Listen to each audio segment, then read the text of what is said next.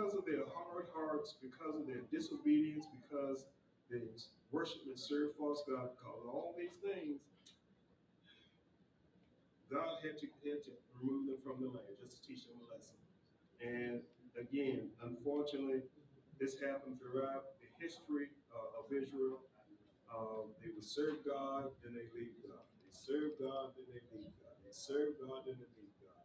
And I mean, that was throughout the history. So there's just something about man that he has a problem doing the will of God. He has a problem doing things according to the way God says do them. And again, even in our world today, it's the same thing. We see in our world today, even in the not only just in the false church, but even in the true church, people have a trouble following and doing what God said in His Word. They have trouble with that. So again, as always, when people leave God, they get punished for what they do. And prayerfully they'll come back. But if not, then God will punish them, and then they cry out to the Lord, and then God, great God will bless them and deliver them, then they go. So it's the continuous cycle. So they were just in that cycle at this time where they disobeyed God. And because they disobeyed God, God allowed the enemy to come in, take them and take them out of their land. And that's the reason why they're in Babylon at this particular time, because of the disobedience of the people. Now, in this lesson, you notice where it says in the first paragraph, the exile's hard heart, in the first paragraph, about 3 sentences up. And the lesson says, where it reads, the fathers have eaten sour grapes, and the children's teeth are set on edge. Anybody have any idea what that is saying or what that means? The fathers have eaten sour grapes. It's a proverb now. So it's not verbatim where it reads. It's just a proverb, which means it's a saying that has some sort of symbolic meaning. It says, the fathers have eaten sour grapes, and the children's teeth are set on edge. Anybody have any idea what that means? Nobody has any idea. Might have been deceived a little bit. Not quite. Not quite. I tell you what. Let's make that homework. And we'll come back with it next week. Come back with it next week.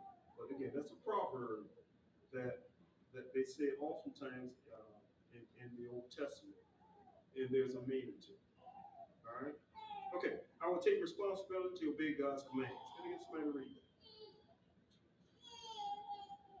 Yet, yet there was hope for these ancient exiles, and there is hope for us today. The same principle that holds us morally responsible for our sinful actions also allow us to confess and this announcement of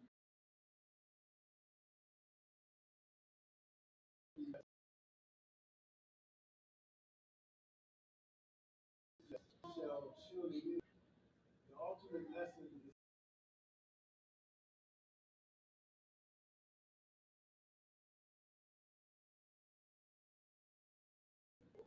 called to own shortcomings and let rebellion.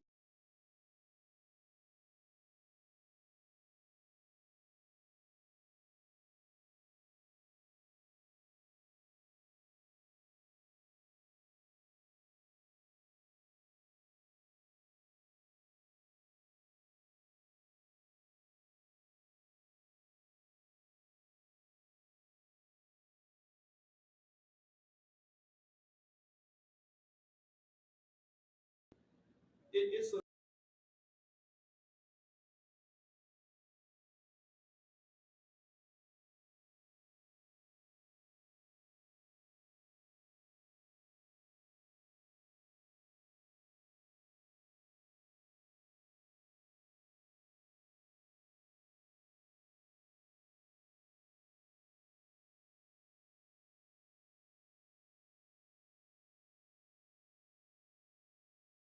if we do those things. But once again, when a man man goes astray. And again, that's the reason why they're in a strange land, is because they did not do right. And you know, it's the same thing today. When people don't do right, they fall in all kinds of categories, all kinds of conditions, all kinds of things fall their way because they just won't do right. So again, these things are nothing new. And as the lesson said, it's simply a choice, a flat out choice. And it's a choice that every man and woman has to make for themselves. You got to choose to do right. You got to choose to want to live before God. You got to have that choice to choose to do things that are right. And then God has promised to bless you. But for those people who they just make that choice, I know what the right thing to do is, but I just don't want to do it. And for a lot of people, they make that choice. And when they make that choice, well, that's when things begin to happen in their life. Because they made a choice that was contrary to God's will, and they get punished for it. Any comments? Okay. All right. A prophet in exile, God's glory. Before God called Ezekiel to be a prophet, he was already destined to be a priest at the temple in Jerusalem. In fact, these two vocations were inextricably linked from the outset. Ezekiel was called as a prophet in his 30th year, which is the age at which a priest was required to assume his duties. As a priest at the Jerusalem temple, Ezekiel would have focused on maintaining the glory of God, dwelling